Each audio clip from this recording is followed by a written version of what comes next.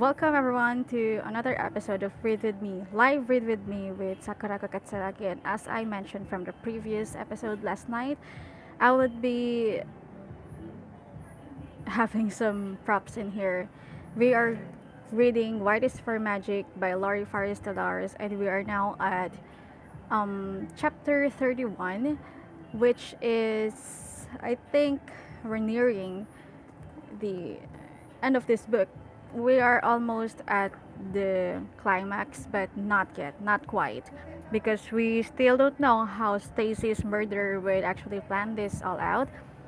And yeah, I hope that the sound is a little bit better, simply because yeah, there are a lot of there people out there are having fun.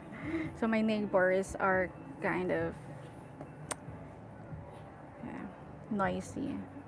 But I'm just going to get into the reading of episode or chapter 31 because I'm really just so excited to read this. I've been putting it off since last night, and even though I am thinking about this while I'm sleeping, I have like a mystery dream last night because of this. So let us just continue on. Just a recap.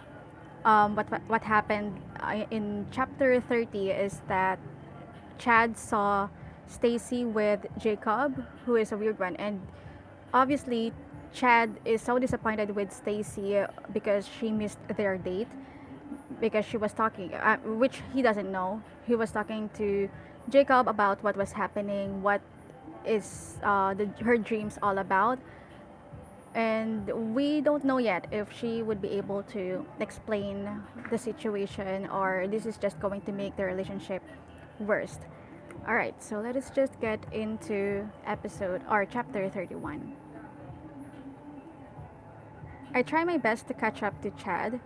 I circle the dorm, run down the path that leads toward the center of campus, and even scour the parking lot area. But he's nowhere in sight. I end up going back inside the dorm where I find Drea and Amber, wide awake and waiting for me.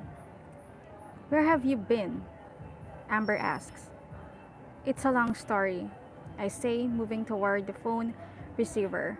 I pick it up, dial Chad's number, but get voicemail right away. Chad, it's me. Please call me back. I need to talk to you. Please. I click the phone off, shaking my head that I didn't say more, that I really don't know what to say. Chad's on his way here, Drea says. What are you talking about? I called him. When I woke up and saw you weren't here, or anywhere around here for that matter, I thought you might have sneaked out with him somewhere. So I called him to be sure. I wasn't meeting Chad, I say. I know, Drea says. That's why you freaked. You can't just take off in the middle of the night, Stacy, not with everything that's going on. So uncool, Amber says, untwisting her legs from the lotus position. Which is why Chad's coming over, Drea says. We were all very worried about you. Well, he's not coming now, I say, flopping down on my bed. Why? What do you mean? I tell her and Amber what happened, how I had another nightmare which prompted me to meet Jacob, how I found the news, and how Chad spotted me and Jacob sitting on the bench together and got all jealous about it. Amber jumps up and nabs the news from me.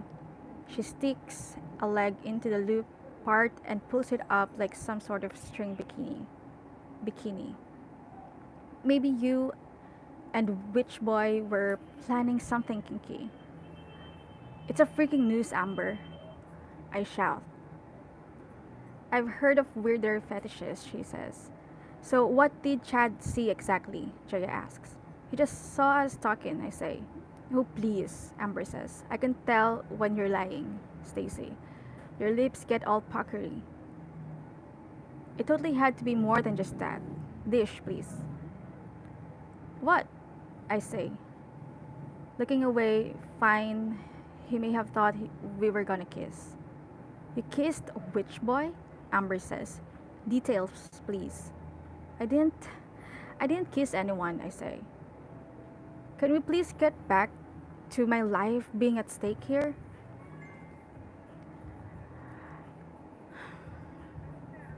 Was it magically delicious? Amber persists.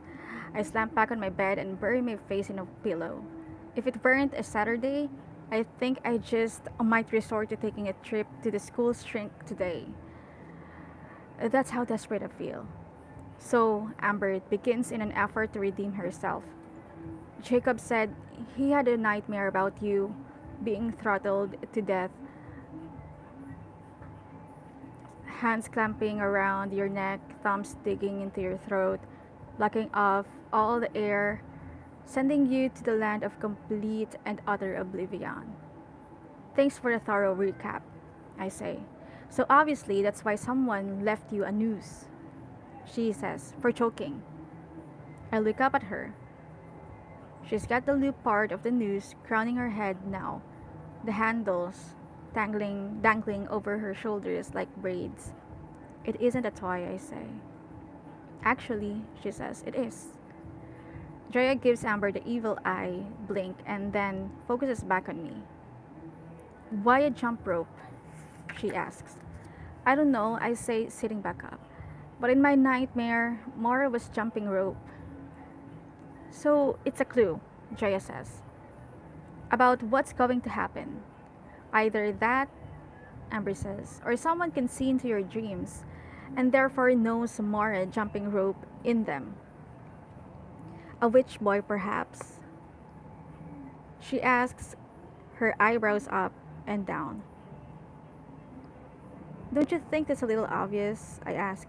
Why would someone tell me he can see into my dreams and then leave me a key prop from one of them? It's a dead giveaway. Nice choice of words, Amber says.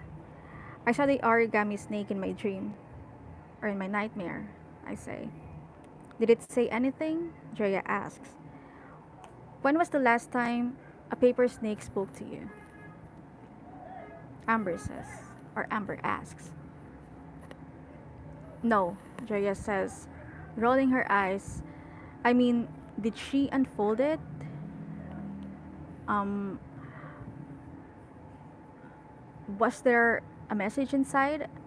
I shake my head. I was too busy looking for Mora. But there was lots of origami, like a whole collection. So, what you're telling me, Amber begins, is that this psycho stalker folds pretty squares of colored paper in his spare time. I don't know. That's so random. But it does tell us something, Drea says. At least now we can eliminate people as suspects. I mean, how many origami artists do we know? What if he's a closet origami artist? Amber asks. She folds her history quiz up into a paper airplane and shoots it at Drea's hand. I saw the letter M too, I say. Mara drew it on the ground in red crayon. She used to do that from time to time, color on the pavement with crayons, and then wait for the wax to melt in the sun, so it would get all blurry. It's like she's trying to tell you something, Drea says. But what? I ask.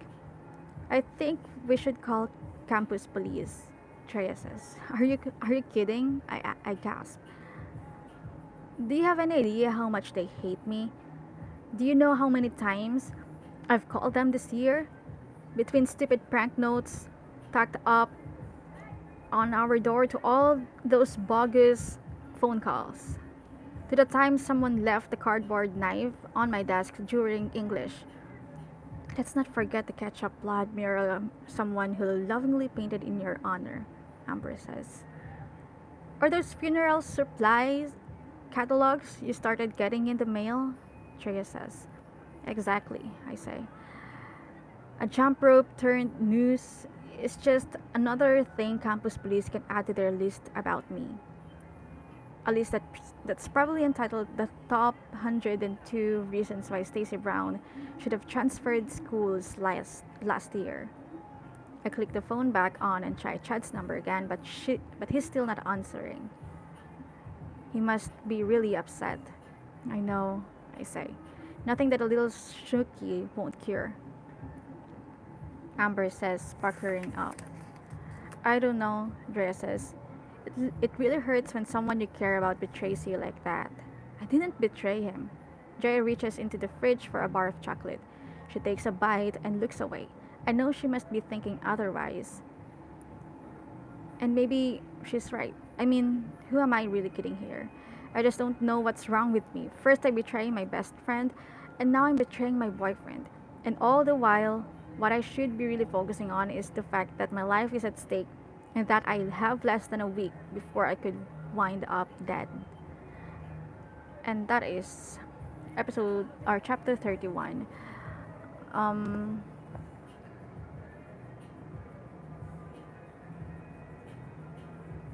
I can see chat.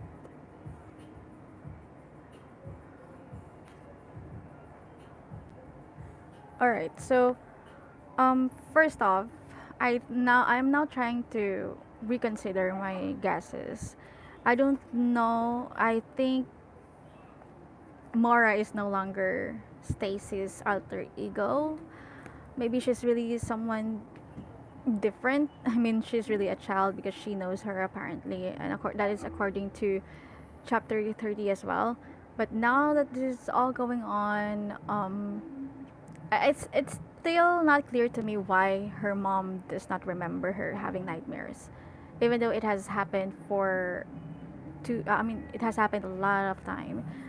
So I'm still more curious about that, and maybe there's really something wrong or with her memory.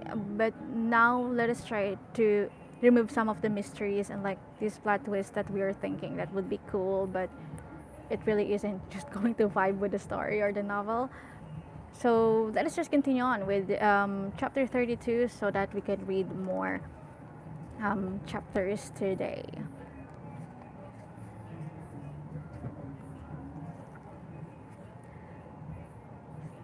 Completely riddled with guilt, I try calling Chad a bunch more times, but he never picks up. So I end up waiting it out until 7, when all our us prisoners are allowed to walk freely about campus and actually visit other dorms. But when I get to Chad's, he isn't there. I check the hockey rink, the gym, the pool, the cafeteria, and every last corner of the library. No luck. My last resort, the hangman. I peel the door open, a sudden gust of mochaccino fumes hitting me in the face, and look around at the individual tables. The place is pretty packed, kids opting for cafe fare over the cafeteria's scrambled egg surprise. Chad is nowhere in sight. I decide to try and swallow a bit of my guilt with a cheese Danish. I order myself one along with a cup of Colombian brew and take a seat in the corner of the stage section. This might actually be the perfect spot for me this morning. A place where I can be by myself, and think where I don't have to worry about bumping into anyone important. That's when I notice Trish and Emma coming out of the bathroom. They take a seat with Corey sitting in the back of the audience section, typing away on a laptop. I can't believe I didn't notice him before.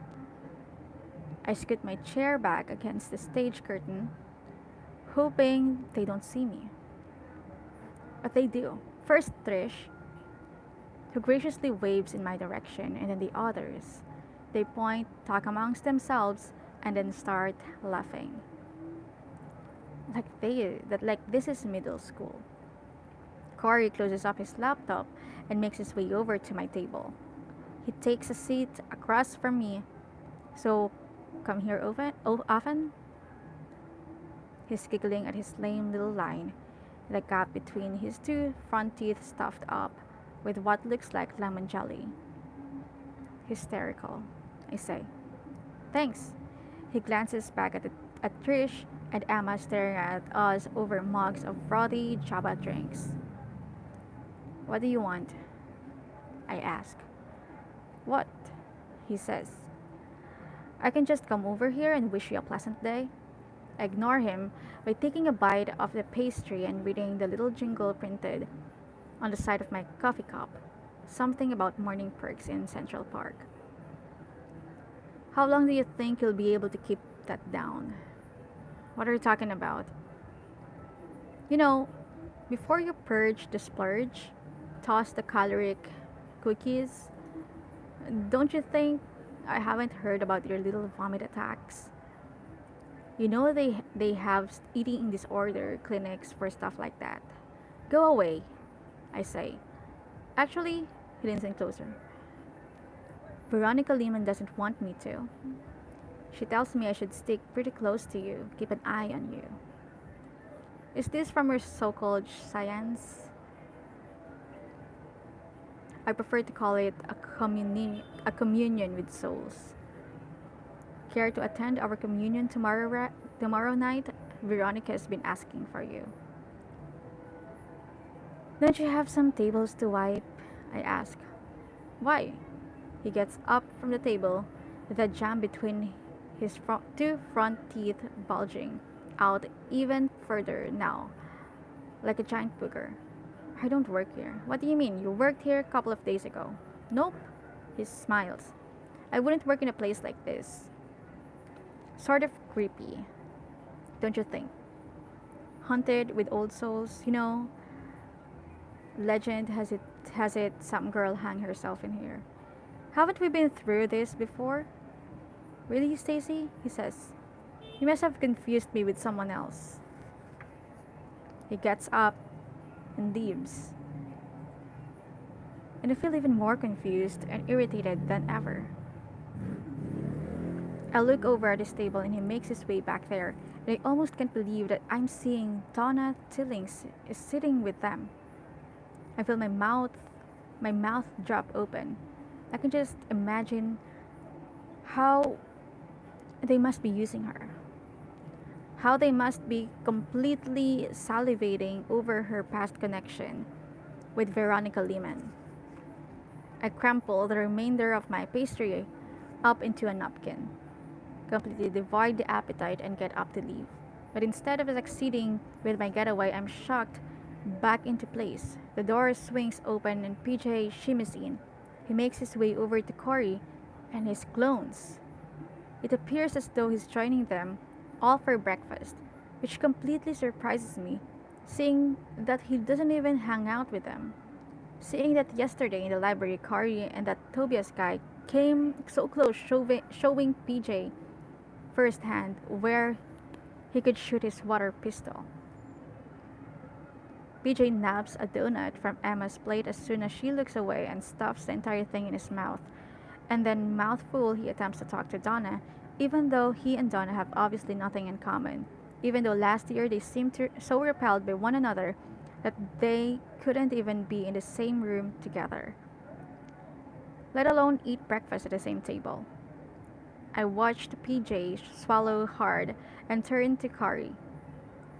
They start cabbing away like old best friends, like yesterday's confrontation in the library was just as staged as this stupid cafe. I feel the tiny hairs at the back of my neck popping up like some cartoonish rendition of anger. Corey directs PJ's attention toward me. PJ waves, but I don't wave back. Instead, I bolt down the stage steps, nearly colliding with Tobias on the way. He passes in front of me just in cafe garb, a long red apron over a t-shirt, with a pair of theatrical masks silk screened to the front, and holding a table or tray of sticky bun samples. What's the rush? He says, checking the tray for spillage. He takes a wide stance in the aisle, blocking my path to the exit door. Unless you want to be wearing those sticky buns, I say, you better get out of my way. Geez, Daisy, you don't look too good. Rough night last night? Did you not get enough sleep?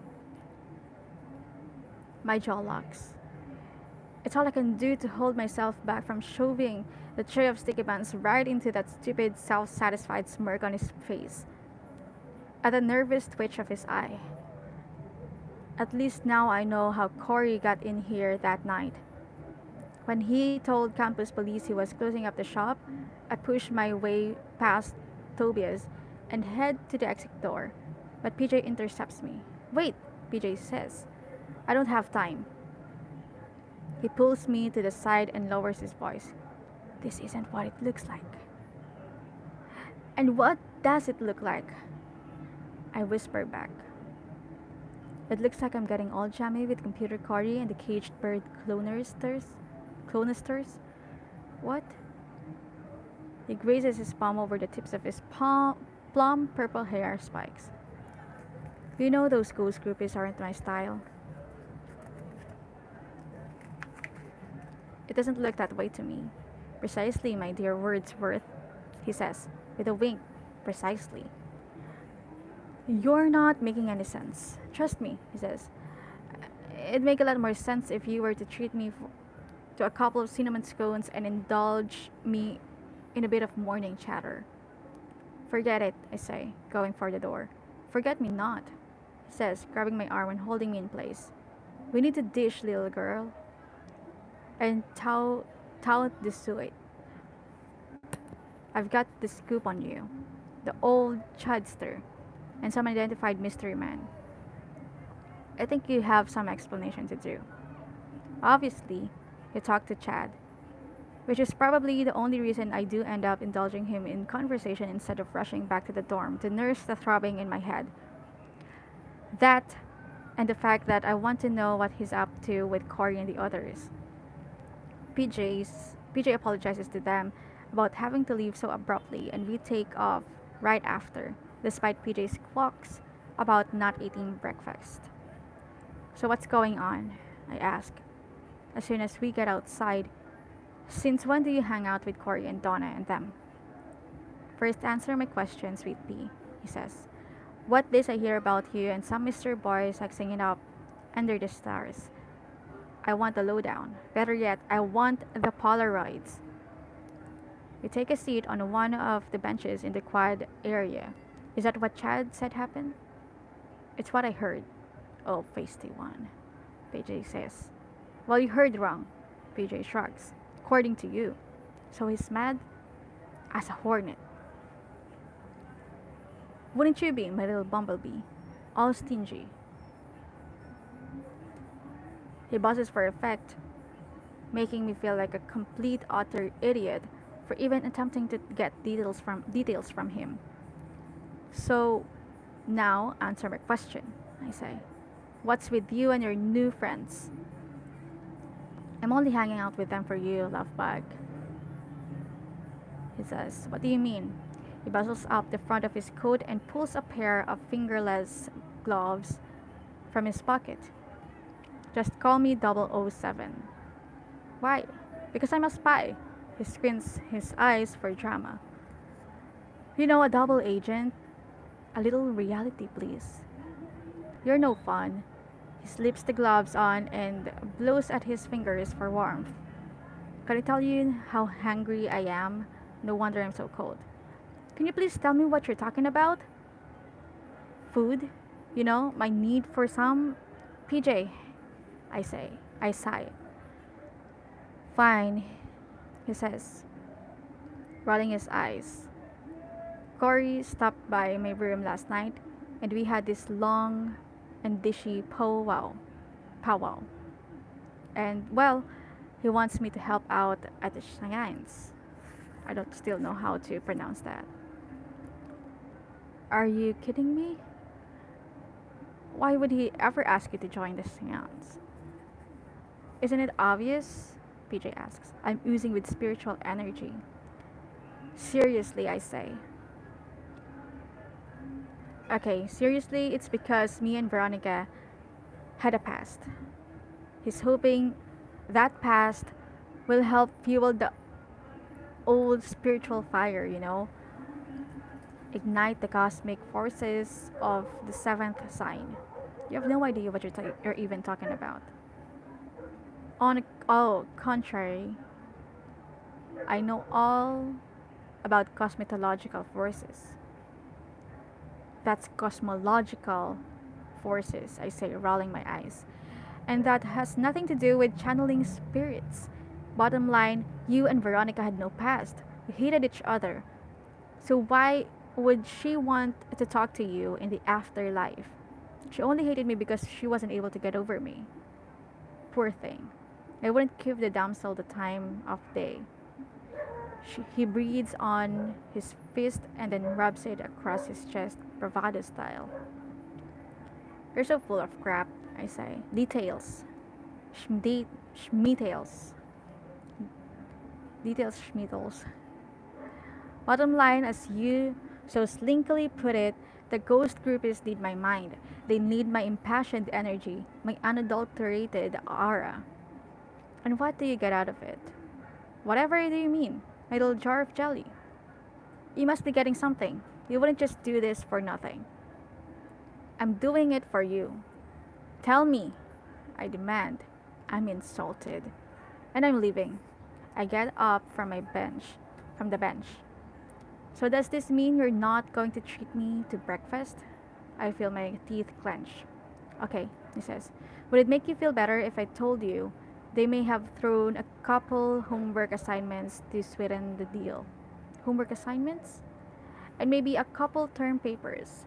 But that's absolutely it. I think you should be grateful. Grateful.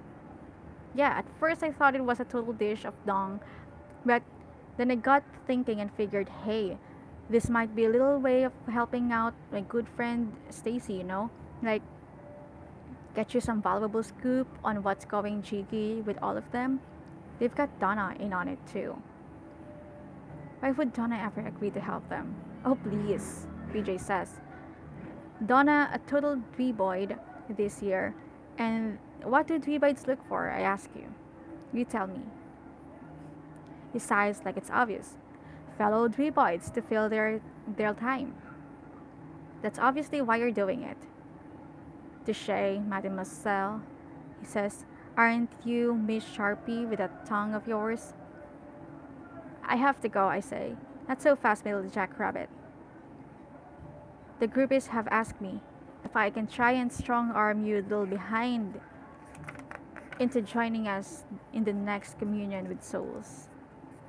How's that for fancy titles? I think I have a better title for you, I say. And what's that? Idiot.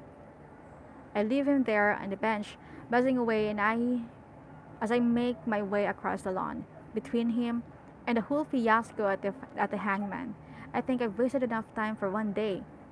I need to get back to the room and work the gigantic jigsaw pieces on my life back into place before it's too late.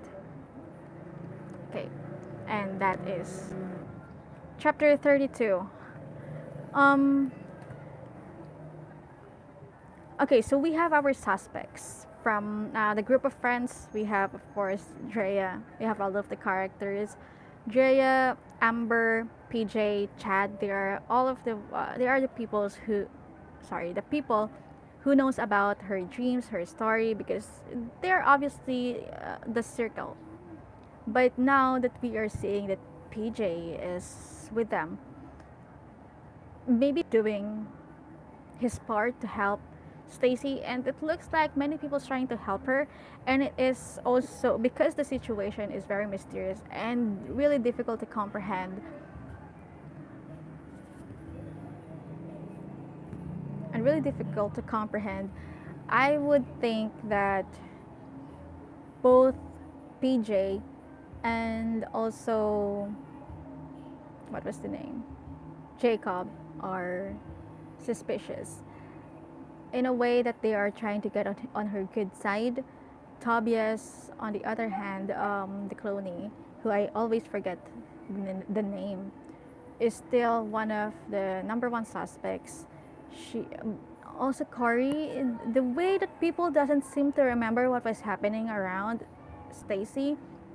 Maybe this is a big dream. We don't know. This is a huge roll of events that was happening. Imagine like Corey doesn't know what's happening. Her mom doesn't know that it happened before. Like, what is really going on with this story? That is what I cannot understand. Like, every scene doesn't seem to have a truth in it. Or maybe all of these are true, and the parts where her dreams are is not actually the dream or the nightmare, which is still confusing as hell. But that is just going to let us just read the next few chapters before I get my head so bamboozled. So, okay, so we have here episode or chapter. When will I ever get used to saying chapter? So we are. Let us just fix my hair. It's too. It's getting on my face. Yeah. I hope that you are not hearing the loud noises outside. I just can't put a stop to it, but hopefully this mic would help. And this would actually only work via phones. If you're listening in a computer or TV, this is not going to sound too good. But using a phone, this is better, and it's making my environment more quiet than it actually is. Okay, so chapter 33. When I get back to the room, Drea has already left, but replacing her, sitting on my bed, is the last person I want to see right now, my mother. She looks up at me, a broad and beaming smile stretched across her face, like she couldn't be happier to see me. "Hi, honey," she says. It looks like Amber has been keeping her thoroughly entertained.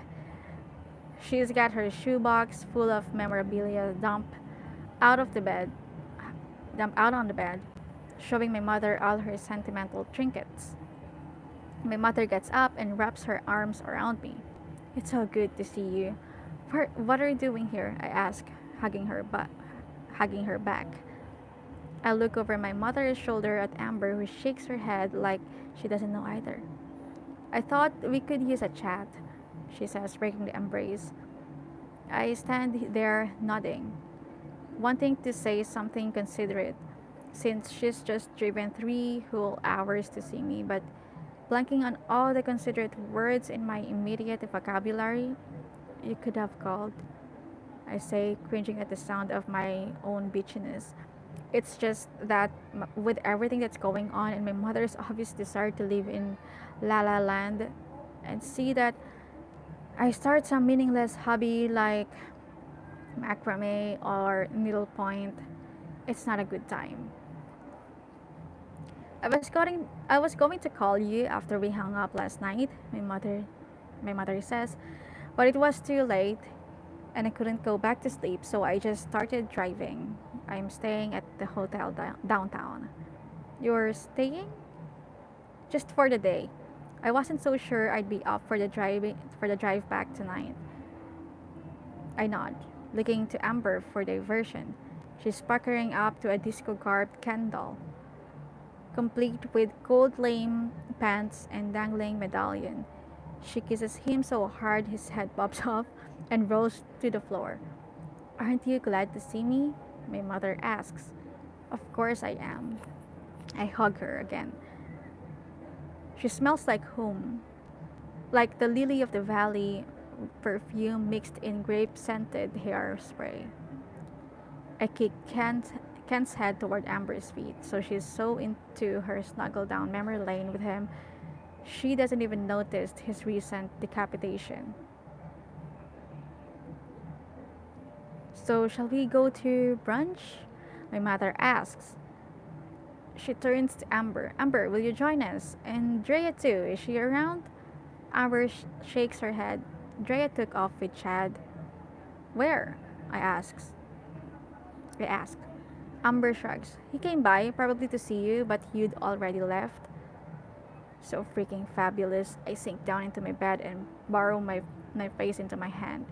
All I want to do right now is to talk to Chad, to tell him I'm sorry, to try my hardest to fix everything, to grab my pillow and scream into it at the top of my lungs in frustration. Stacy, are you okay? My mother asks, like it isn't already obvious. I lift my head from my hands. I lift my head from my hands and fake a smile. Don't mind her, Amber says. Stacy's just been a little constipated lately. My mother clears her throat in response and I can't help but giggle. So, my mother turns to Amber. Will you join us for breakfast? I don't think so, Amber says. I sort of already have something started here. She gazes down at her nostalgia trinkets, a silly potty egg, a box of sweethearts, a couple friendship bracelets, and a wide array of canned clothes.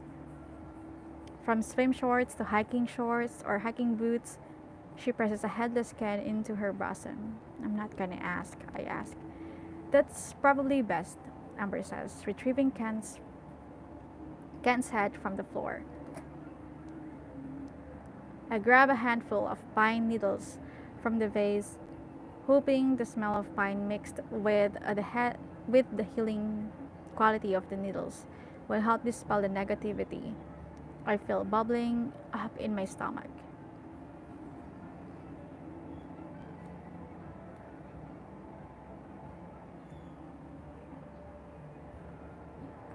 Just trying to refocus this, sorry.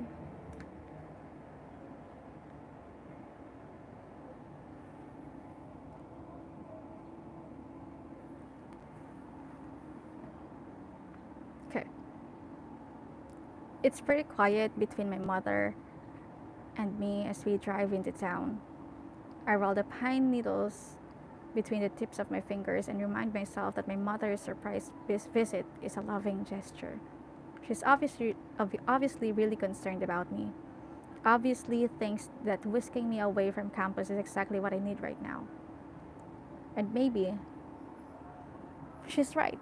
Except with each street that passes, I feel this giant burning pit form just below my ribs. A pit that seems to deepen in each breath, reminding that I don't have time to waste. Is everything okay? My mother asks. It's amazing how different she looks, even after just a couple of months. Her hair is shorter and darker, like she's just had it done. The sides a bit less fluffy than usual, curled behind her ears in a sort of tucked bob. She smiles at me, her lips paler than normal, a few shades off from the burgundy color I'm used to her wearing. I nod as best as I can, but I know I'm not fooling her. There's a different air about her today, more aware than usual, less detached. We arrive at the Agony, a 50s style diner complete with jukebox, black and white checkerboard floor, and old Elvis records nailed to the wall. We take a seat in the corner booth by the windows. What looks yummy? She asks, peeling open her vinyl menu. I choose the peanut butter pancakes, but since it's the first thing on the menu I see, a giant colorful picture complete with syrup and melting butter, taking up a large portion of the right of the menu. Sounds good, she says. I think I'll have the same. For the next 20 minutes or so, we end up maintaining our usual pleasant yet meaningless chit chat. Not even the sugar in the pancakes or the caffeine in our bottomless cups of coffee have succeeded in moving either of us to say anything relevant. I just don't feel well. The pit in my gut feels like it's getting bigger and with each chew forcing me to feign a healthy appetite. To cup up my pancakes into tiny syrup saturated pieces. To chase said pieces around the plate with my fork and to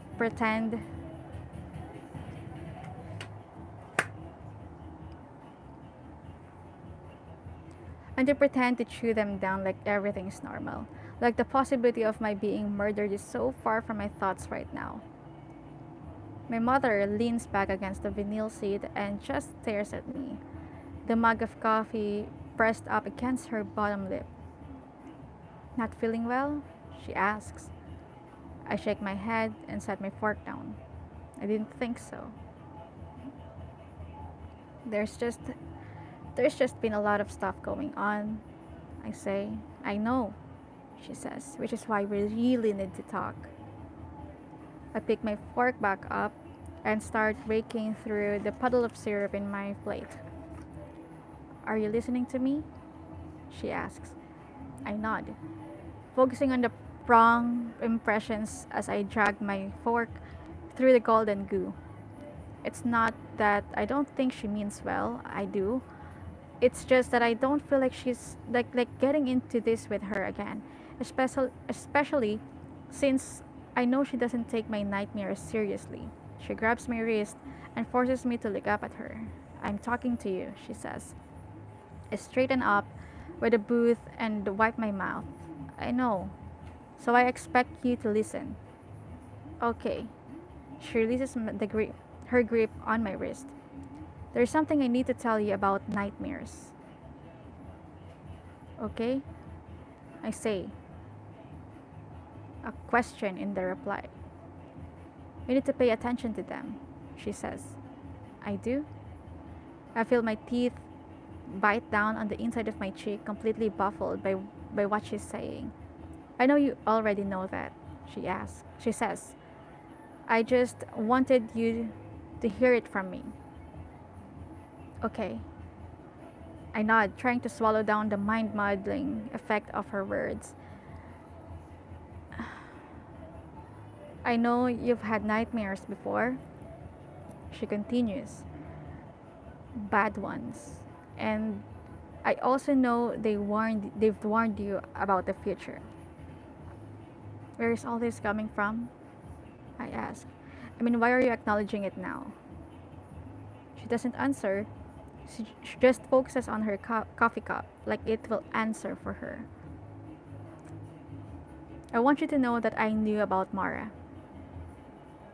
she says after a 3-sip pause. Okay. I knew you were having nightmares about her. I just didn't want you to know I did. My mother holds her napkin over her mouth like that will change the meaning of her words, make them less harsh. What are you saying?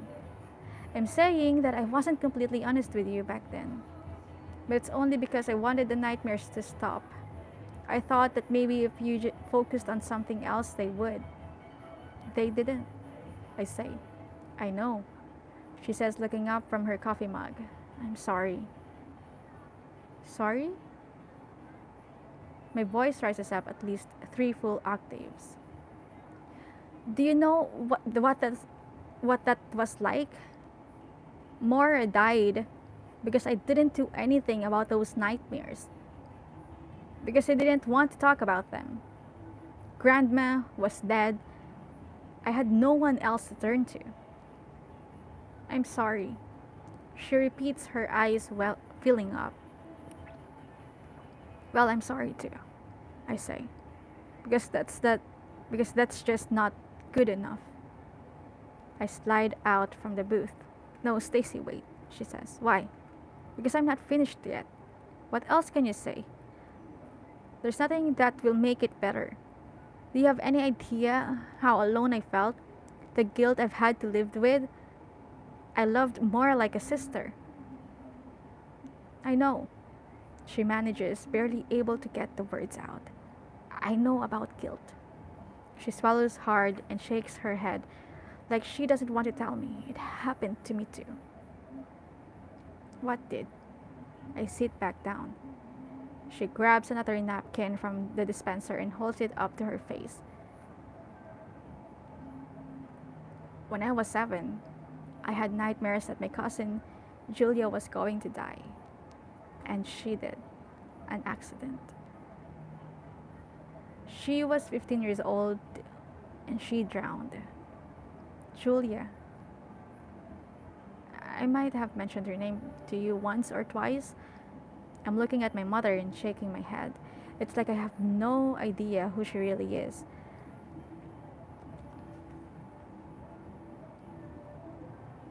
I saw the whole thing in my dream before it happened. She continues. I even knew the day.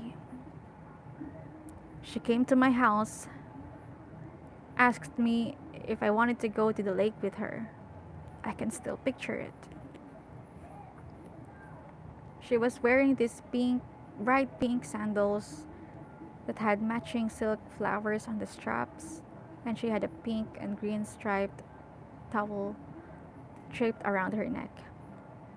Did you go? She shakes her head. I was too scared. My mother blots her eyes with the napkin and proceeds to tell me how she never told anyone about her nightmares. Not even Graham. Because they scared her too much. Because Graham used to tell her that sometimes what we dream about does indeed come true. At least in your case with Mara, my mother says. Someone was arrested and went to jail. He had to pay for his crime. In my situation, there was no one else to blame but me. Miles Parker didn't get near Miles Parker didn't nearly get that punishment he should have, I say. He killed her, no matter how much they tried to call it an accident. They found rope and a hunting knife in his car, for God's sake. At least he's in prison now, my mother says, where he belongs. Maybe he is, I say. Or maybe he's plotting to do it again. Kidnap another little girl? Stacy, my mother squawks. I know, I say, taking a deep and calming breath. For the next several seconds, my mother and I just sort of sit there in the booth, staring into our mags, not really knowing what to say. A part of me wants to hug her and tell her that I understand, that I forgive her for not taking my nightmares more seriously. But I don't, because it doesn't make sense. Because it seems that after experiencing something so tragic, she should have wanted to help me, to listen to me all the more. I press the coffee cup to my lips and fake a sip. I just don't know what else to do or say right now. There's a mixture of sadness and anger lingering inside my mouth. I want to tell her I'm sorry. I want to tell her that the tragedy of her cousin's death, of experiencing firsthand what can happen when you ignore your nightmares, makes it so much worse. It almost would have been better if she never told me all of this. If she just let me go on thinking that she didn't understand this part of me. What are you thinking? What are you thinking? She asked. I shake my head, since now it's me who doesn't understand. After the death, she continues, I did everything in my power to stop from dreaming. I tried staying up all night. I'd force myself to wake up every hour. After a while, it worked. I didn't feel or see anything. I was hoping it would work for you too. I'm shaking my head like this isn't real, like it isn't my life. I'm looking at my mother, but it's as if I'm seeing her for the very first time. She looks so much smaller and frailer than I've ever noticed. Head tilted downward, shoulders huddled in, like a little girl herself. I'm so sorry, Stacy. He only did what I thought was best. Tears slide down my cheeks. I look away, remembering how Graham once told me that the more you use your senses, the keener they'll become. But if you decide to push them away, eventually they'll taper off to nothing. No wonder my mother didn't like my close relationship with Graham, didn't like my Graham teaching me all she knew about spells and the healing arts. Mom was only trying to protect me. That ends 33, and quite emotional, to be honest. And I kind of like get it for some odd reason, and I don't want to sound very suspicious and mysterious here, but I am also having dreams like a lot, and even nightmares. I mean, the nightmares that would actually come into our minds would usually be like the ones when you're screaming or something. But yeah, I do dream about situations, about scenarios, and sometimes it happens, and it kind of feels like deja vu when it happens in real life. Some are uneventful, but sometimes it is giving you something like the meaning of what is about to happen, what is about to to go down on your day. And sometimes I don't know, I think I've always been fascinated about dreams, and that is also the reason why I bought this book, not only because of the cover. Somehow it has something to do with the story about having nightmares and dreams, because that is exactly what I am so curious about. I just don't know how to explain it. I don't completely believe it, but I kind of do, which is so weird. I think that part of it can be explained by psychology, like what you're thinking the most before you go to bed is what you're about to see in your dreams, or you'll make something out of that. So if you're thinking about a certain person, you would most likely be dreaming about that person, and some of the metaphorical representations in your dreams would still be related to what you're thinking on your waking life. So, but sometimes it is so weird that I also have experiences where I dream about a person that I didn't know, and I've been dreaming about that same person. I don't really exactly know what he looks like, but it's like an event, a series of events, and I also stopped dreaming about it for quite a while. And I think I also don't dream about that person um, in the past few years now, but I do have those, and it's kind of a mystery to me now. Like, why is there a story behind? I mean, why is there a story about a person that I don't know?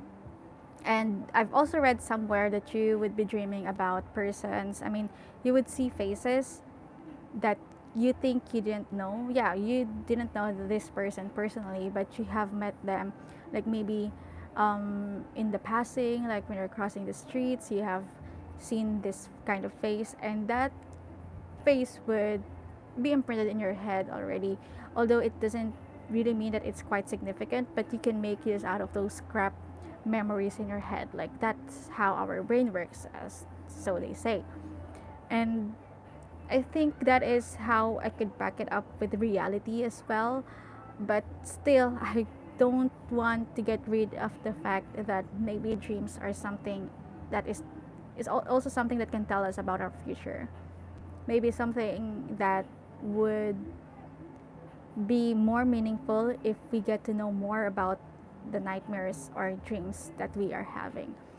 And so, yeah, that is just some thoughts when I was reading this. And it's kind of, I also like how it is now all making sense. Like, mm, Mara being another person. Like, Mara is like a very close friend to her, real a sister to Stacy. And like the reason why her mom to tries not to encourage her dreams and also the spells thingy, so, because she's trying to make Stacy do what she did before without telling her that I also have that kind of power. And with this, we know now that Stacy has someone now that she can relate to, like another perspective, because Jacob is the one who's embracing this um, capability, like knowing, I mean, seeing other people's lives in his dreams, and he's embracing it. He's even gone to another, or transferred across the country um, just to save someone. And here you go, you get another perspective from her mother, who is completely ignoring it, and somehow it her spells and the nightmares is literally gone. But I don't think this is the right time. Even if I don't, I would have wanted Stacy to live a normal life, because this is making her suffer. I don't think that this is the right time for her to ignore this. Like, this is not the time for her to get rid of these special powers, like, or capability. This is not a power, but the witch spells and the nightmares, because this is about her, and she might die in less than a week. So this isn't really a good time for that. So let's just read. We can just continue on with chapter 34. Let me just fix my. Okay, let us fix my. I've been sitting for quite a while, so I need to fix my seat. And alright. After breakfast, my mother drops me back off at the dorm, telling me she wants to return to her hotel for a nap, and then we'll get together later tonight. I'm still feeling completely stunned and confused by our conversation, but also clear, if that's even possible. I stormed through the common room with the full intent of relating the details of my life altering morning to Amber and Drea.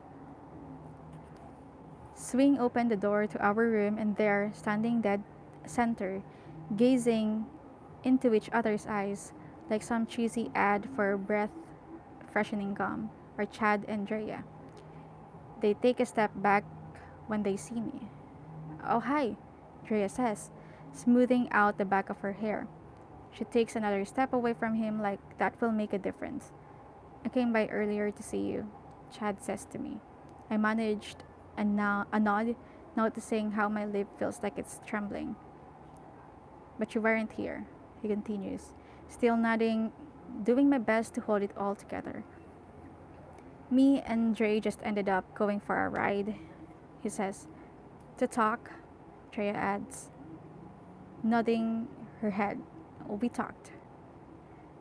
"What else would you be doing?" I ask, almost choking on the words. "Nothing," Chad says. He looks to Drea, but her gaze has fallen to the floor, the Amber's pile of shoes clumped in the corner. "Whatever you're thinking," he says, "it's not what it looks like." "And what does it look like?" "Not what you're thinking." "Really?" I say, zooming in on Drea. She peeks over at me, her cheeks stained with guilt roses, and moves to take a seat on her bunk. "I'm sorry," she says. Jaw locked, I nod, looking now at Chad, thinking how maybe we've both done our share of romantic line crossing for one 24-hour period. "We should talk," Chad says, "about last night." "I don't have time." I grab the news, the cassette player, and the letters, and stuff them all into my bag, doing my best to look away so they don't see my face. How upset I must look. "Where are you off to?" Drea asks. "I have some stuff to attend to," I say, wiping my eyes. Like saving my life stuff?" "But I'm going to," Chad says. "Why?" "What do you mean, why?" "Because I'm worried about you. I heard about the jump rope thing you got." "And?" "And what?" "Aren't you going to tell me to think it's someone's idea of a prank?" "Stacy, no." For a second, I feel a pang of guilt, jumping to conclusions about his reaction. But then I look at Drea again. She's got her knees crunched up in her chest, her cheek resting atop them, tears rolling down her face, the picture of sheer and utter heartbreak, which makes me feel even worse. "I'm gonna go," I say. "Wait," he says, taking a step toward me. "After last night, You of all people have no reason to be mad at me. Nothing happened, I say. And nothing happened here, he says. Can I at least come with you? Drea looks up at me for my response. My mother is in town, I say. She just dropped me off for a second to get my stuff. I have to go. She's probably waiting for me now. I feel my lips pucker up at a lie. Call me when you get back, he says. I nod, knowing that I probably will, but also knowing that right now our fighting seems insignificant compared to what could happen within the next couple days. I sling my backpack over my shoulders, a mix of fear, sadness, and relief battling inside my heart all at once. I head out to find the one person I'm hoping I head out to find that one person I'm hoping will be able to put that little battle battle to rest. And that's Jacob. That is, why did I get emotional over it? Why did I get emotional about over Drea's being like she told Chad everything? Like I know that they promised not to tell Chad about this, and she kind of like halfly agreed, but I kind of feel emotional because she's trying her best to fix Chad and Stacy's relationship as well while saving Stacy, which is I think so nice of her. And yeah, let's just continue on. I just feel so emotional right now. I can't really think about anything. I like the friendship. I really appreciate wholesome friendships in any stories and even movies. So whenever I see or watch or read something like this, a very genuine friendship among people, I find it really fascinating and I get so emotional. All right, so chapter 35, here we go. Sorry. When I get to the boys' dorm, Mr. What's His Face, the RD, tells me right away that Chad isn't in his room. No, I say, feeling my cheeks pinken. I'm looking for Jacob. Jacob who? I feel my face go blank. It suddenly occurs to me that I don't know Jacob's last name. I stall. How many Jacobs have you got? Two. Well, I'll take the one with the blue hair and dark eyes. Did I just say that? I mean, the dark hair and blue eyes. What's his face? Gives me this goofy sort of look. A crooked smile accompanied by dark, furry eyebrows that arc up and down, Amber style. He picks up the phone and dials Jacob's room to announce my visit. Mr. LeBlanc will be down in a jiffy, he says, still ogling at me like this is the age of Puritanism and I'm some scarlet lettered harlot for wanting to talk to two boys in one day. I mutter a thank you and lick away to avoid his dirty mind. It is weird being here, though, looking for someone other than Chad. But when Jacob emerges from behind the double set of doors, that feeling fades because I know I'm in the right place. Because I'm confident that he'll be able to help me in some way. Hi, he says. I was hoping we'd see each other today. He's wearing a black turtleneck sweater that shows off a modestly worked chest, and a pair of jeans that hug just enough at the thigh. I look back at what's his face. He's got his chin propped on his fist, staring at the two of us like we're starring in some cheesy reality dating show, the kind where couples separate to hook up with other people's partners in an effort to test their relationships. Jacob leads me past a few boys scattered around the area. A couple actually studying on a Saturday, a few playing cards in a group kicking around a hacky sack. A hacky sack. Since girls aren't allowed in the boys' room and vice versa, and since he wasn't lucky enough to score one of the more lenient senior houses, we sit at a table in the corner of the lobby, where it's relatively private. I'm sorry about the what happened last night, he says. If it'll help, I can talk to Chad, tell him there isn't anything going on between us. I search Jacob's eyes a moment looking for the truth. Maybe it's lost somewhere behind all the grayish blue, behind the tiny flecks of yellow that spiral the center and aim to suck me in. I mean, does he really mean that? Nothing going on? Wasn't he who tried to kiss me last night? Who got so close to my face and touched my hand and smelled like lemongrass incense and made my insides turn to complete and utter mess, mush, or moosh? Did all of that not happen? Forget it, I say, taking a deep breath. Right now, I just need your help. I prop my bag up on the table.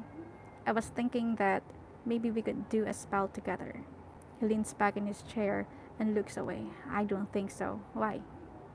Because spells are kind of private to me. I prefer to do them alone.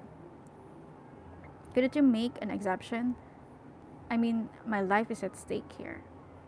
Jacob stares into me for a few seconds without saying a word. A lock of his dark walnut hair falls over one eye, making the stare even more intense, more deliberate. I bite my bottom lip and look away.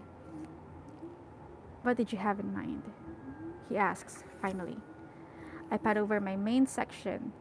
I pat over the main section of my bag and release the tooth grip on my lip. I thought that maybe we could do something with the news. Maybe try to channel the energy of the person who left it, figure out who it is. Jacob nods, but I can see his reluctance. I can see it in his eyes and across his lips, a tightish sort of look. He glances off in the direction of the hacky sack game. It's not that I don't want to help you, he says. What's the big deal? The big deal? He looks back at me, a look of surprise hanging on his face. The big deal is that spells are personal. They reveal things. Well, yeah, isn't that the point? No, he corrects. They reveal personal things. Stuff about you, stuff about me, about the people conducting the spells. And you don't want that. I feel myself swallow. He looks away again. I don't know. And I don't even know what I'm asking. It's just that I've never had that before, he continues. That kind of sharing. And I don't know if I'm ready for it now. Forget it, I say, feeling my cheeks go pink for the second time today. I was stupid to even ask. I stand up, sling my sling bag over my shoulder, and make a beeline for the door.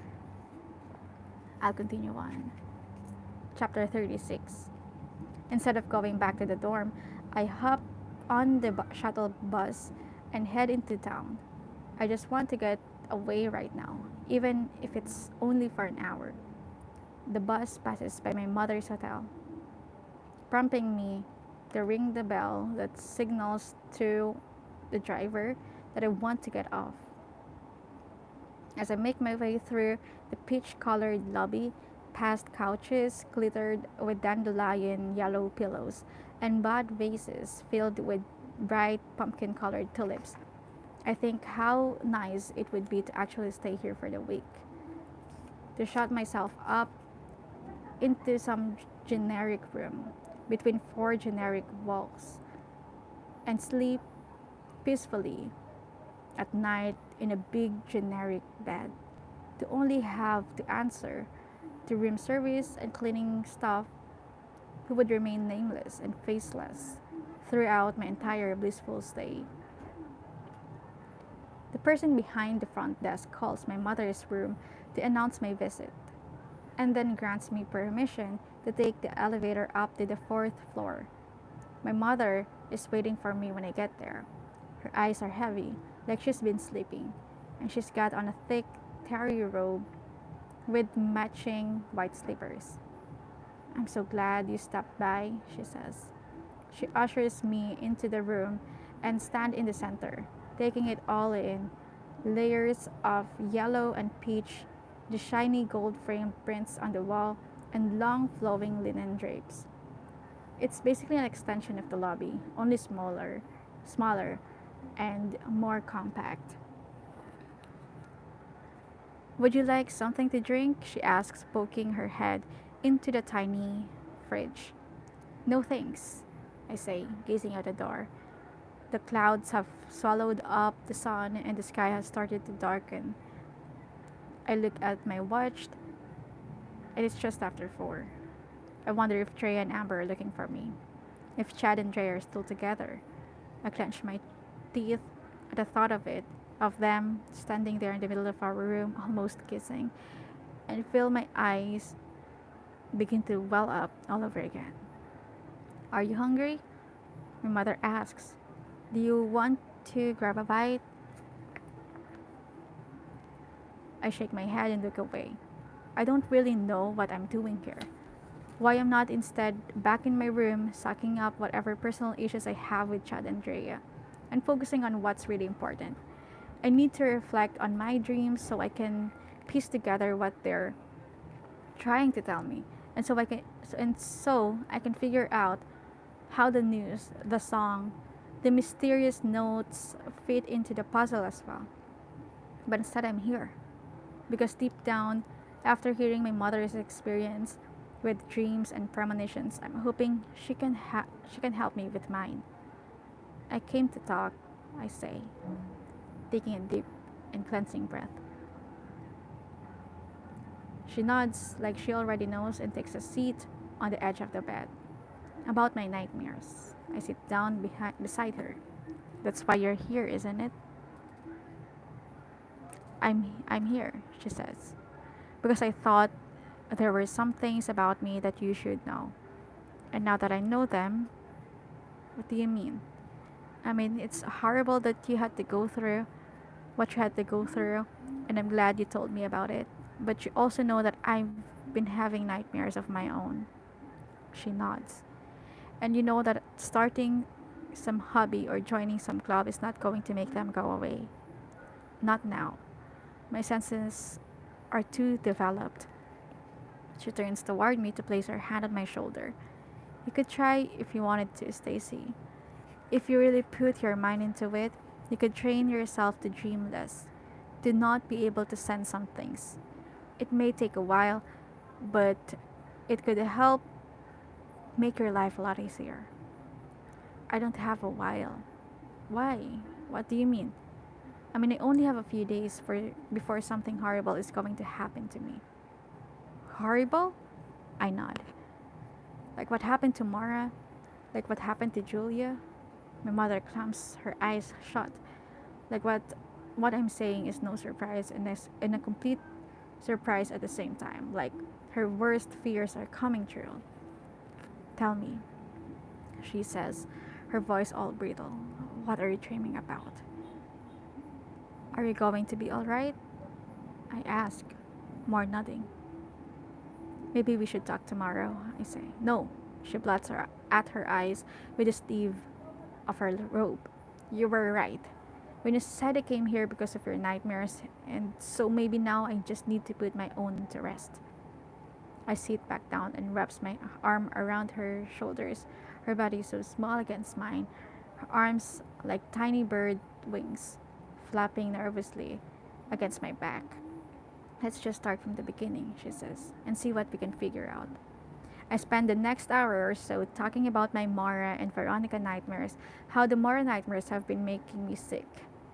I tell her about Jacob, how he came here from Colorado because he says he's been having nightmares about me, how he gave me the crystal cluster rock, and how he thinks someone is going to try and strangle me. And then I segue into all the weird stuff I've been receiving. So, what you're telling me, she says, is that the nightmares you were having about Mara 4 years ago are the same nightmares you're having about her now. Not exactly the same, I say.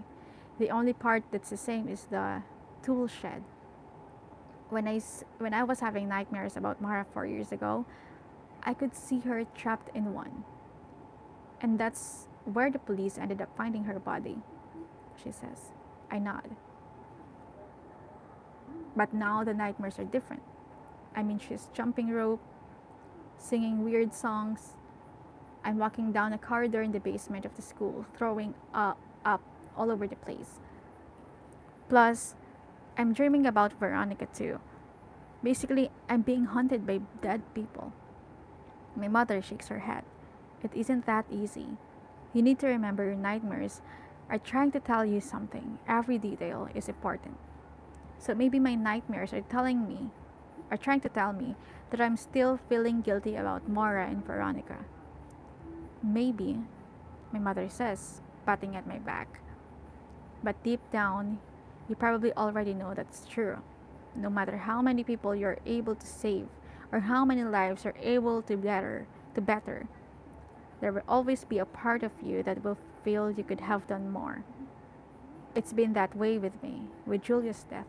I tell myself it wasn't my fault, and I come here, hoping that make things better by helping you. But that doesn't still doesn't change the past or the guilt. I swallow what she's trying to tell me, but I'm not sure how much I agree with it. I mean, I think there comes a time when you have to forgive yourself for any past wrongs or imperfections, and that helping others doesn't make things better. It doesn't change the past. It doesn't even mask it, but it can help change someone's future. I rest my head against her shoulder. So if it isn't old ghosts hunting me, then what is it? Well, she begins. Your dreams are based on past events, even that letter you got asking if you'll keep your promise implies some promise made in the past. Yeah? So maybe you need to go into your past to find the answers. Yeah, but my past with Mara couldn't be more different than my past with Veronica Lehman. How do they connect? I shake my head, wondering if Jacob was right when he said I'm having nightmares about Veronica because she represents death for me. Because she represents what can happen if I don't figure all this stuff out. Why do you think you've been vomiting? She asks. I shrug, thinking how my nightmares last night made me wet the bed and how the bedwetting turned out to be a clue, my body my body's way of telling me something. In your nightmares, are you vomiting out of sickness, like a flu, or is it something else, a food allergy maybe? Just plain old sickness, I guess. I say, remembering how Jacob said he dreamed about me getting sick as well, but he said it was more like hangover sickness, like from drinking too much of something. Can you think of some reason why that might be happening? She asks. I look away, not wanting to remember after so long of just trying to forget, trying to block out all the little details of Mora's death.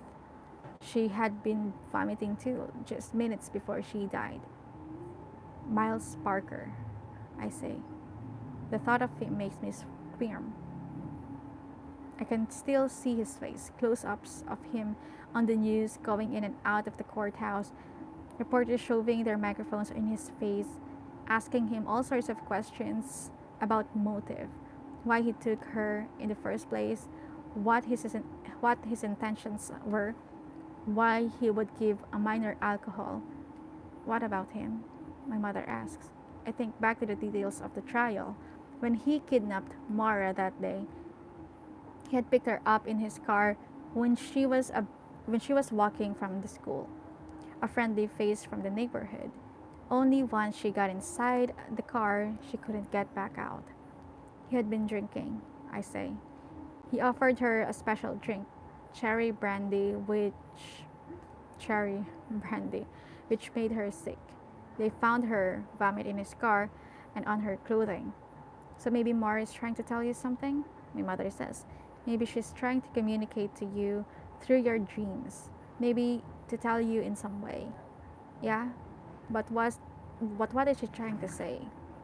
That's something only you can answer. We spend the next hour or so, hashing and rehashing all the details until the growling of our stomachs interrupts us. We order we order room service, plates full of grilled cheese and tomato sandwiches, waffle cut French fries, coleslaw, and butterscotch pudding for dessert. Considering I haven't eaten since this morning's indigestible cheese Danish and the few bites of peanut butter pancakes at the diner, and since it's now approaching 6, the mix of sugar, fat, and carbs is just what I need. You know, my mother says, polishing off what's left in her coffee cup. I don't know if you remember this, but Graham used to always say that what happens in our past doesn't always stay in the past. It comes out in our present and future. What's that supposed to mean? I lean back on the bed and stare up at the ceiling.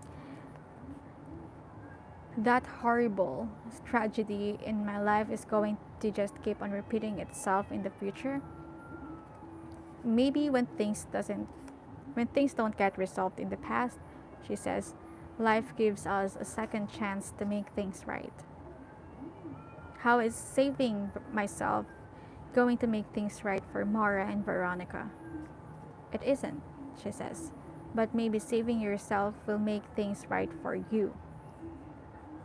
I spend the next several moments staring up at the ceiling swirls, trying to decipher what all of this means, how saving myself might make things right for me, how the past can come back in our present and future, and why my nightmares are making me sick, what Mara might be trying to tell me, how she might even try to help me in some way.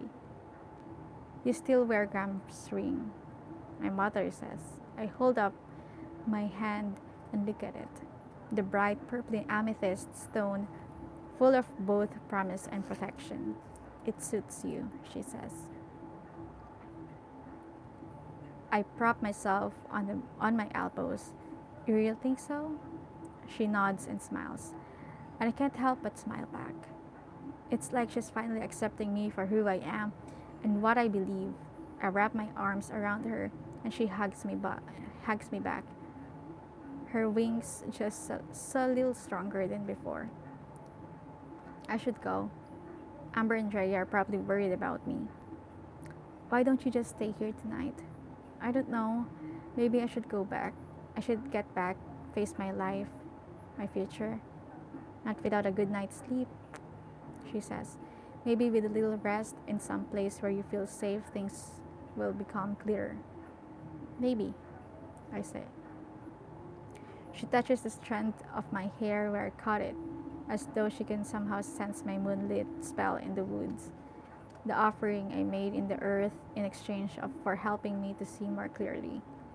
I think if you just want to see more clearly, she begins, you should really spend some time thinking about the essential things, meditating on them. Only then will you be able to figure out what your past is trying to tell you, why it's come back into your present, and how it will affect your future. I nod, thinking how now, the first time ever, she reminds me so much of Graham. After years of thinking they were so completely different, I end up calling Amber to tell her that I am and that I'll be back first thing in the morning. Amber tells me Drea wants to talk, but I decline. It's not that I don't want to work things out with her, it's just that I need to do my own best to focus on what's essential right now. And so I think I'll be moving on to 37. It's extra chilly this morning, but the sun is so bright, I decide to take a walk away. To take a walk anyway. I head down an unfamiliar street lined with tall, barren trees. These are houses to the left and right, a small suburban neighborhood basically complete with basketball hoops, minivans, and well manicured shrubbery. When I come to the end of the street, I take a left. I notice a grassy field, and lots of parked cars. I walk a little further and see that it's actually a cemetery.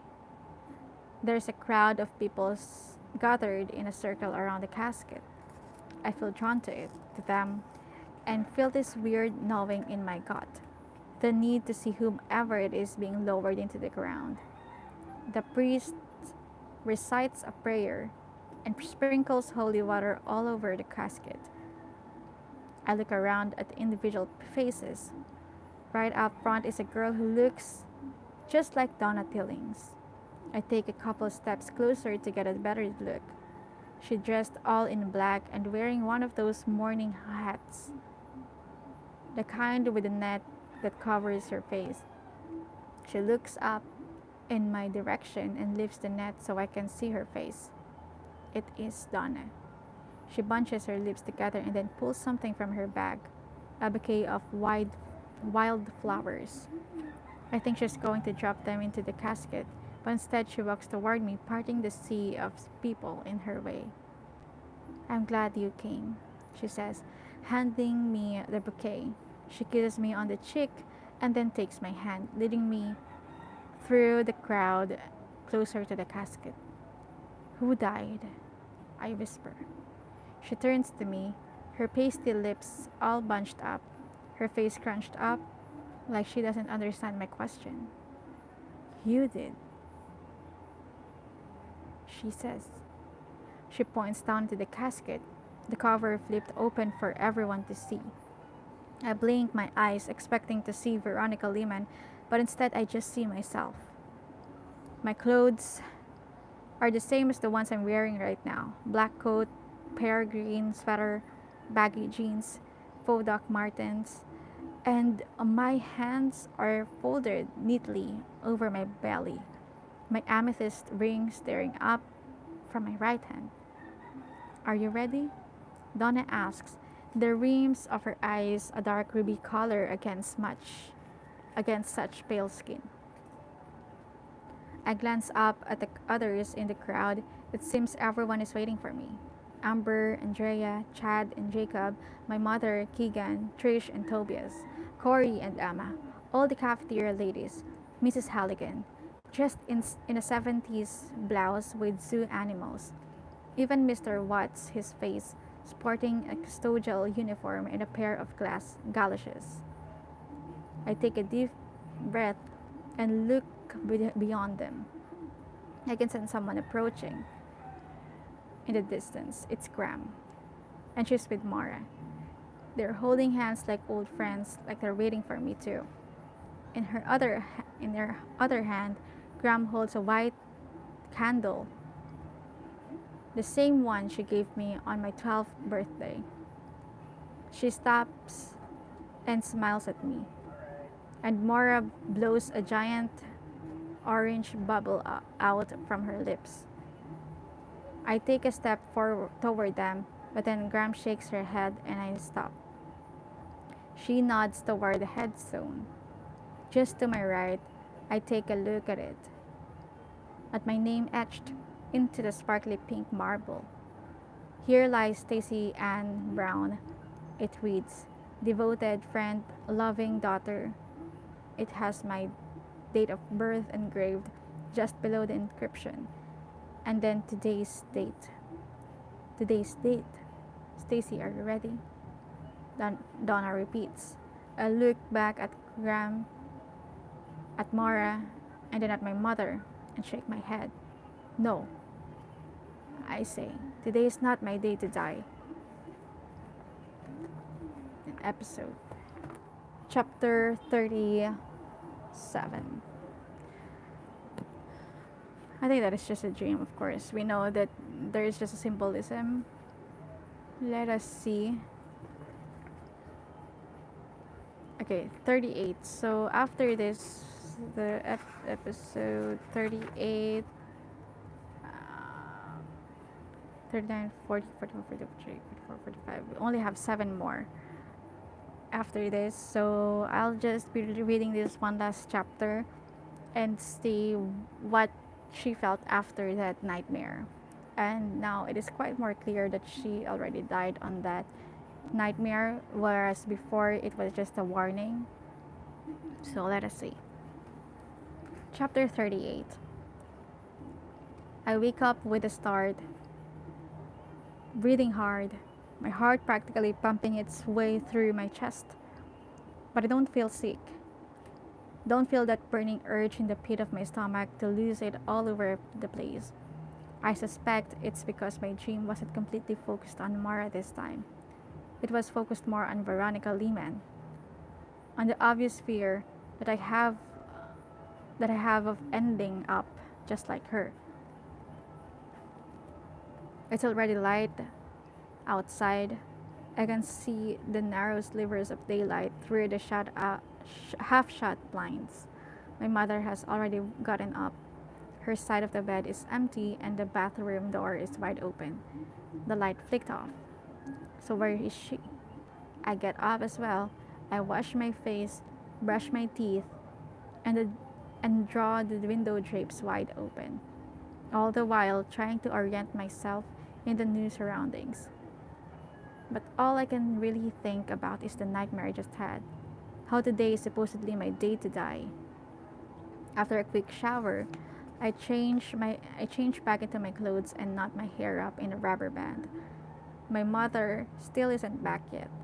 I go to make the bed and notice a note lying beside her pillow. It reads, "Dear Stacy, you were still sleeping but I couldn't stay in bed. I've gone to the hotel gym and then going to find a bakery to get us some fresh croissants and coffee. Love, Mom. I've decided to stay on extra nights so we can have more time together." She's written the time in the corner of the note, 7:45, and now it's after 9.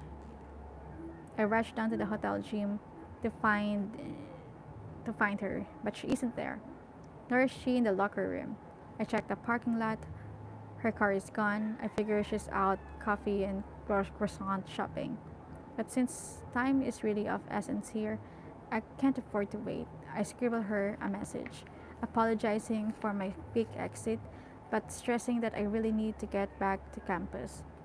When I get back to the campus, PJ and Amber are sitting on Amber's bunk. "How was it with your mom?" Amber asks. "Good," I say, confident in my reply. "The phone's been ringing off the hook," she says. "Jacob wants to see you." "Why?"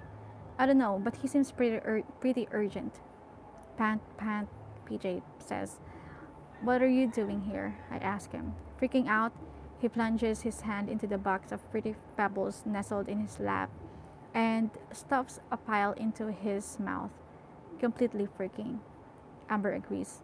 She lays a hand on his shoulder and he looks away. He totally wigged. "Why?" I take a seat on the edge of my bed. "What's going on?" "There's some seriously smelly stew brewing up on this campus," Amber says. "English, please." "I went to the Sheehan's last night," PJ says. Great, I fold my arms in front. PJ rolls his eyes toward the ceiling. "I'm not gonna get into the who, where, and why again with you, Stacy P. And how I was really doing this for you. We should be far beyond that at this point." "Well then, what is the point?" "The point is that they're freaking nuts. A freaking can of cashews ready to explode." "What happened?" "Can you believe it?" He crosses his leg at me. "They only wanted me there to use me." "Imagine that," I say. "I mean, I feel so robbed." There," Amber says, rubbing his forearm. "So I went," BJ begins. We met in the basement of the Hangman a little after 11 last night, which was fine, late enough for me for the required spirit calling ambience, but early enough so I'd be back before the real world marathon. "How did you get in?" "Tobias. He works there." So? "So they only wanted me there to help get Veronica's spirit all wiggy and buttered so she'd do some crazy shit." "Like what?" "You know, blink the lights, shatter the windows, take over someone's body and make them chant verse in Latin." "And did those things happen?" He shakes his head and cramps his mouth with another fistful of cereal. The whole picture of it, of him, so freaked out, chain eating fruity pebbles like some cereal junkie, tells me there's much more to it. They wanted me, he says between chews, since they knew Veronica and I didn't exactly see nose to nose on things. Or eye to eye, Amber corrects. They want me to reenact that night. PJ continues. What night? You know, he says, his eyes all big from fright. That night in O'Brien, in the French classroom, you walking down the hallway calling out her name. Veronica's body sprawled out on the floor, prune juice running from her hair. Blood, Amber whispers. The night Donovan killed her? I say. Is there another night that matches that description? He asks, frustration high in his voice. Why are they doing this? I ask. He shakes his head. Because they're messed. Because they're obsessed with what happened last year. They see Veronica as some sort of twisted idol, victimized by her peers. They seem to think she's looking for revenge and they want to help her get it. Corey and Tobias have actually been in contact with Donovan. Amber says, What? I feel my chest constrict. My lower lip trembles. I bite at the quivering, a meager effort to try and retain some sort of control. They've been brainstorming ways to get him out of that juvenile detention center, Amber says, so he can participate in the reenactment. PJ swallows hard and makes a face like he's just ingested a spoonful of sludge. But they haven't been successful, I say. I mean, you can't just break someone out of one of those places, right? I don't know. PJ says, chewing on the tips of his fingers now. They had all sorts of letters from him. They wouldn't show me everything, not until I proved my loyalty. And how are you supposed to prove that? By getting you there. Me? He nods. Tonight. For the reenactment. Oh no, that is just going so bad. And now we're going to have another cliffhanger because I wouldn't be reading the next chapters. This is getting too long now, and I feel that my throat is a little bit too dry now from talking for 97 minutes and 38 seconds continuously. But I don't think that she should go because in her dream, she is supposed to die that day. I mean, the day that they are going to do the reenactment, and maybe that is it. Or maybe that is also one way that she could. Maybe if she doesn't go there, they would find a way to get her in there by force. So hopefully that doesn't happen, and they would think of something that would save her. Now that they know, and now that we have known PJ's loyalty, now PJ is out of question. PJ is no longer a suspect in my head. Her mother is also cleared out of any suspicions. And Chad, on the other hand, we still don't know what's happening to him, but he seems really, really concerned. So I wouldn't really think about it. So now we have Donovan in the picture as well. He is not cleared off because they are trying to find more ways to get him out. So Donovan, Tobias, Kari are really one of the suspects here. I would scratch off Jacob since he seemed so concerned, but let us just see what is going to go down in the next few chapters. We have 39 to 45 that we will be reading on maybe tomorrow. Yeah, I will try to, I will be reading it tomorrow so that we can finish this out, and I won't be able to sleep not thinking about this. So I'll be hearing you all about the White is for Magic tomorrow, and we'll have the final recap and also the final thoughts on the novel finally after so many months of reading White is for Magic. And I don't regret reading this book. It's really good. So I hope to hear all of you again next time, and I'll see you tomorrow.